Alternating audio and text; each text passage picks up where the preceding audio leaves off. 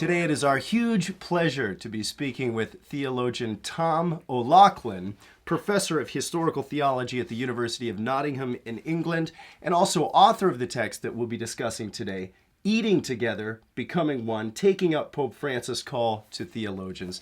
Professor O'Loughlin, thank you so much for joining us today. It's a pleasure, Jonathan. Professor O'Loughlin, we understand that in November of 2015, Pope Francis called for further theological reflection on Eucharistic hospitality. Our viewers may be wondering what Eucharistic hospitality is.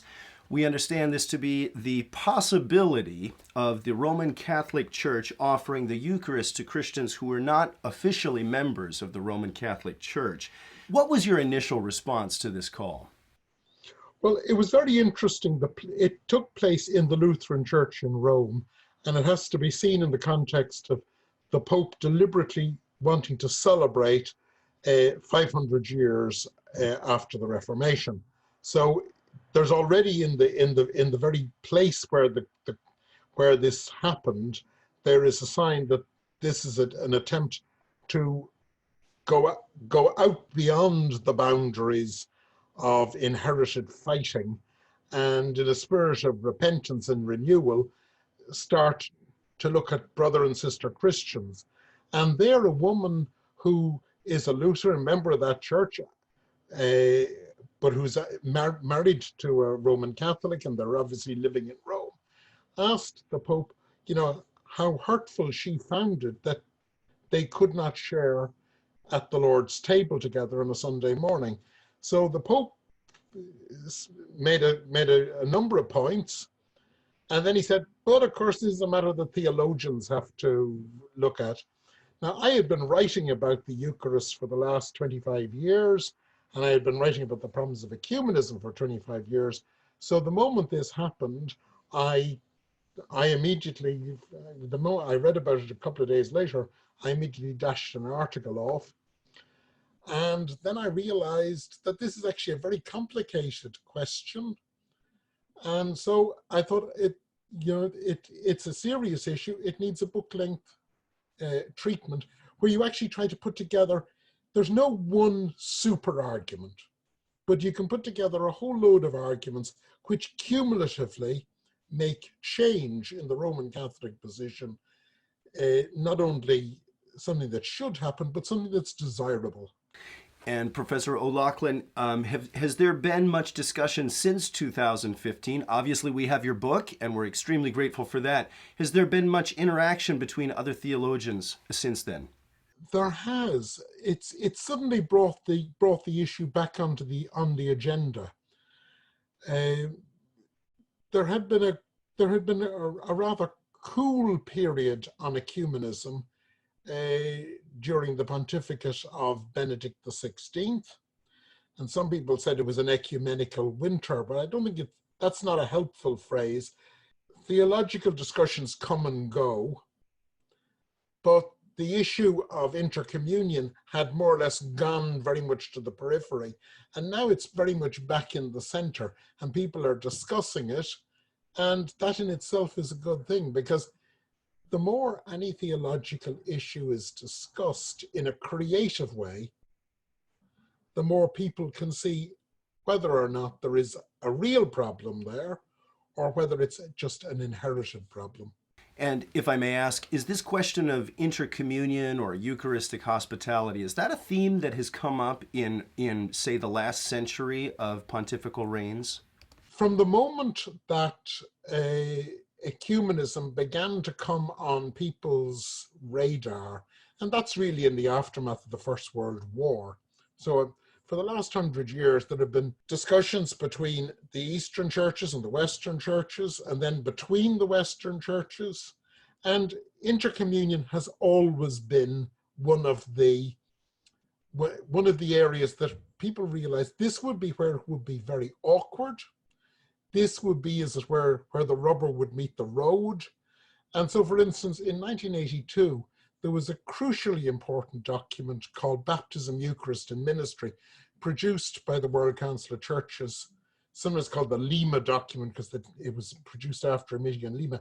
And there, they realized that Eucharistic intercommunion would be the real litmus test of whether ecumenism was going somewhere seriously. So it's been on the agenda for the last 100 years, but this is the first time that a pope has actually jumped in and said, well, this is something we really must start thinking about. It hasn't been left to some, committee to... Theological committees are, by their nature, academic talk shops, but this brought it right into the sort of front parlor of theology. Professor O'Loughlin, we had actually not planned to talk about BEM, Baptism, Eucharist, and Ministry, but if you're willing to, I can't resist. May we dive into baptism and Eucharist and ministry for a moment? Oh yeah, sure. So many of us look 40 years old and it's not yet known about. Yes. So, Professor O'Loughlin, would you be willing simply to frame that document? It was produced by the World Council of Churches in 1982. Can you quickly give us an introduction to that document, and why is it still so important for us today working on these issues? It's so important, I think, for a number of reasons. The first thing is that it didn't dodge any of the hard questions. It's very easy to talk about what do we mean by justification 500 years after the Reformation, and 200 years after most of the churches gave up using that sort of argumentative style. So what a modern Christian believes by justification, they can't even enter into the late scholastic mind that 16th century theologians fought about. And if they think they can, they really need to go and learn Latin and just realize just how hard it is to enter the 16th century mind. But here in BEM, they actually went to issues that affect people in their communities. In the local church, just down the road from you, and then in the other church down the other road from you, the question of ministry, the question of baptism, and the question of Eucharist are all touchstones. And so the big thing about BEM was, it said, hey, we've got to talk about the big awkward ones. The second thing is, it produced a new style of talking about baptism, Eucharist, and ministry, but mainly about baptism, because they knew that if they could solve all the problems on baptism, that they had the first stone in the river to get across to the other side on the other two problems. And it was done in Lima, and it's interesting that the Roman Catholic, Roman Catholics are not full members of the World Council of Churches, but there was a Roman Catholic input into BEM. So the number of churches that actually can read BEM and say, yes, this is something we can sign up to is very wide. And then thirdly, there's something that people don't realize, even who use BEM, and that is that there is a new hermeneutic at work in BEM. Instead of using scripture as a proof text or using the past as proof text, what it says is the mystery of baptism, the structure of ministry, and the mystery of the Eucharist are all ultimately beyond us. And every theology, every theologian, from Paul down to myself or yourself, we're all trying to understand it. Now, that common hermeneutic of discovery is not only theologically healthy, because it doesn't give the impression that you can ever really, that sort of undergraduate thing, I now understand God. Well, hey, you've just failed your exam. So it's got over that attitude, and also it's got over this idea, if I say this, you must say the opposite. BEM presupposes a common journey of discovery towards a better theology. It's our privilege today to be speaking with Professor Tom O'Loughlin, author of Eating Together, Becoming One, Taking Up Pope Francis' Call to Theologians, and Professor of Historical Theology at the University of Nottingham. Professor O'Loughlin, early on in your book, you argue that there is a certain grammar to meals, meaning that there's a certain logic to the way that community is formed through the sharing of meals. What is happening when Christians share the Eucharist, please? Let's start with every human meal. First of all, we're the only animals that share meals. Just think about it. We go to the bother of cooking. We're the only animals that do that. So meals are always more than just taking on fuel. You know, the old phrase, you are what you eat. Well, we're a lot more because of the way we eat, and because the moment I share food, I am creating somehow a unity around that table. And every religion has made food part of its ritual structure. The very obvious background to the Eucharist is the fact that there's no such thing as just a meal within Judaism, because every meal is a place where one acknowledges one's thankfulness to God at the beginning of the meal through grace, and then one acknowledges one's thankfulness to God for the enjoyment of the food, for the actual sharing, the fact that we're around a table together and we have had the pleasure of the table in the grace after meals. So when we think of it like that, we realize that every meal of Jesus is forming a community, and it is a community that through him is focused on the Father. And every meal is also somehow or other a meal that is anticipating the kingdom. So Jesus is forming the kingdom around his tables. And Christians have tended to focus on just one meal, the Last Supper, but we have to think of Jesus as a very meal-sharing rabbi. And in the sharing of the meals, all the disciples of this rabbi are discovering who they are as the new people.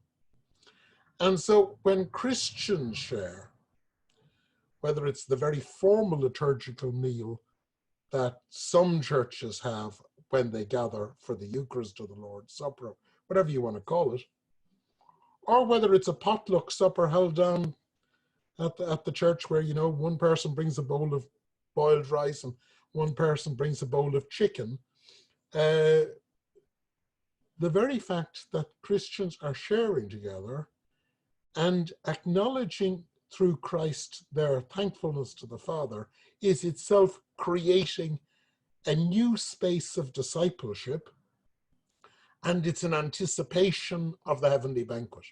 So literally, when they're gathered around the Lord's table, Christians have to acknowledge that they are elbow to elbow with the Lord, because when they're gathered, the risen Christ is present among us. Professor O'Loughlin, you marshal many different kinds of arguments in this text, both biblical and theological, and you've already alluded to the fact that there's no one super argument to make the case for intercommunion.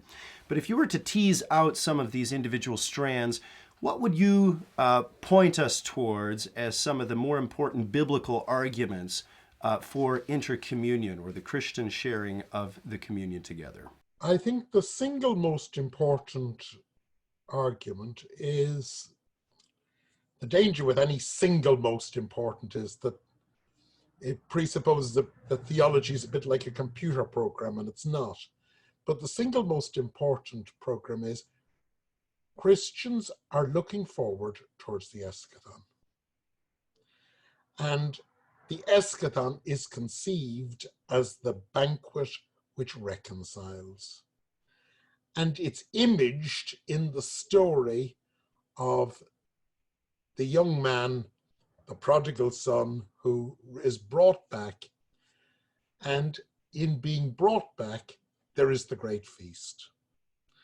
So every Christian feast must itself be a feast of reconciliation. Now, if we've fallen out over theological arguments, we have something we need to reconcile. And so if I am unwilling to welcome a sister or a brother to the table, then I am failing to recognize that that table is a table not of the people who've never gone astray, but of the ones we all admit that we are all the straying son, and therefore we all need to be reconciled. And so it's the eschatological image of the banquet that to me just means that as we go, hey, I need to be reconciled to be at the Lord's table. You need to be reconciled. We all do. So if we're going to try and make liturgy something that anticipates and prays for the coming of the kingdom, it's got to be a table of reconciliation, rather than, hey, you'll never guess what your ancestors did in 1517, or you'll never guess what your ancestors said that led to 1517. You know, we can go around in that black hole, but that, to my mind, is the agonizing ache. Father, I've always been faithful. You never gave me a heifer to celebrate with my. You never gave me a young calf to celebrate, or you took out the good garments. If we actually think of the Father as the one who ultimately brings us into salvation through reconciliation, then the Eucharistic meal has to model that. Professor O'Loughlin, if I can continue on with a question in that same frame, you look at many biblical and historical arguments. Can you isolate perhaps the most important historical argument concerning intercommunion, please?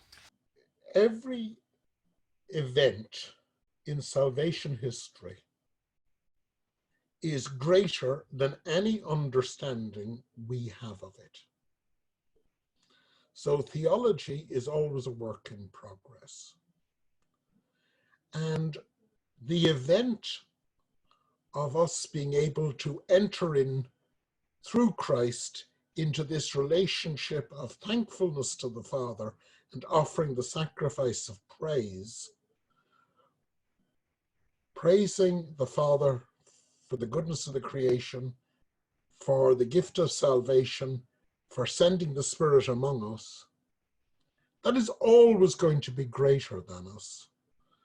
And one of the weaknesses of Western theology, probably since the 13th century, has been the illusion that it can get theology into the correct box. Doesn't matter whether it's your box or my box, the very fact that we think either of us have the right box or someone else has a box is itself a way of deforming the mystery of the Christ event. And therefore, the bottom argument is we have always got to be continually open and assume that my theology can improve, someone else's theology can improve. And so we're moving forward. Professor O'Loughlin, in your text, you are writing mostly, it seems, to a Roman Catholic readership, or the ideas that you're framing are about the Roman Catholic Church extending Eucharistic hospitality. What would you say to denominational leaders of Protestant denominations, evangelical denominations, Pentecostal denominations in this discussion? Yes, you're absolutely right. This book is written primarily to try and dialogue with Roman Catholics, because the question has been posed to the Pope and he asks Roman Catholic theologians to explore it. And the situation right now is that if you actually go out onto the streets, people will say, no, only Roman Catholics can.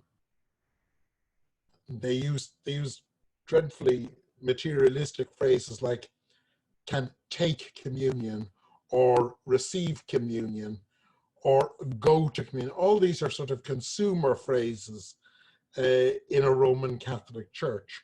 And so it's to try and explore for a Roman Catholic audience why Catholicism should, to be true to itself and the gospel, change.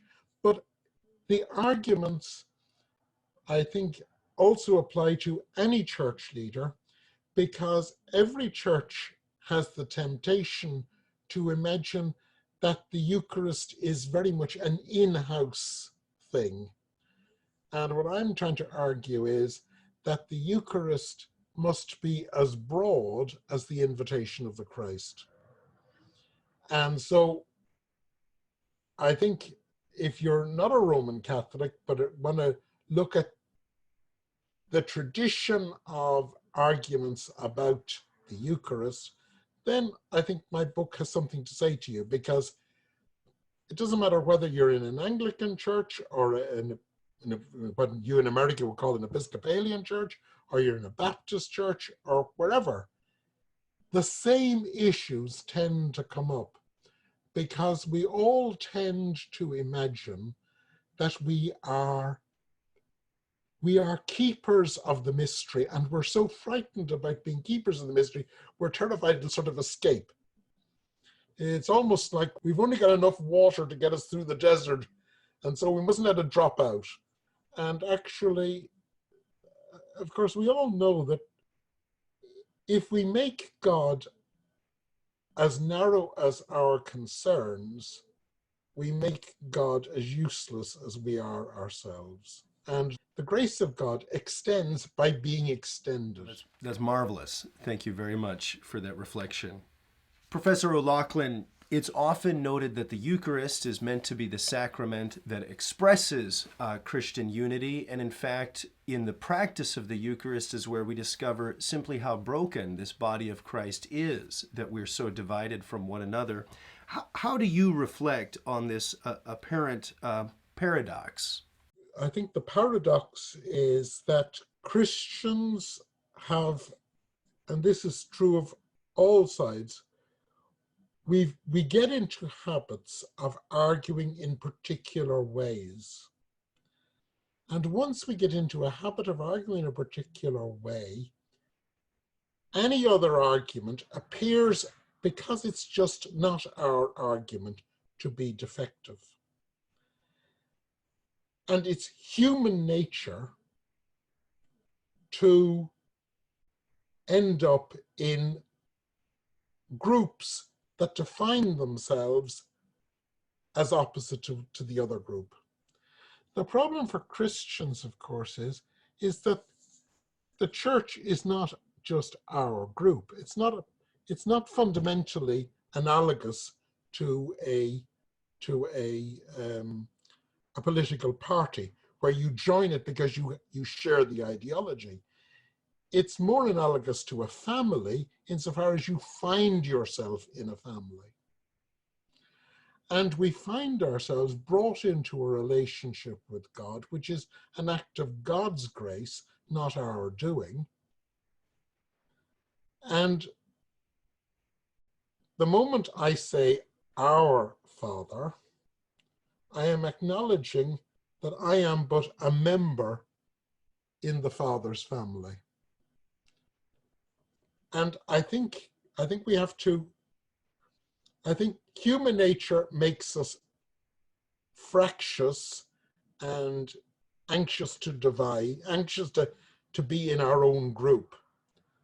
But it's the nature of the divine invitation that we realize that we have to be, if we have been called friends by Jesus at his supper, the famous, I no longer call you disciples, but friends, and we then refer to God as Father, we have to realize the graciousness that makes us stand within this family relationship to the Father.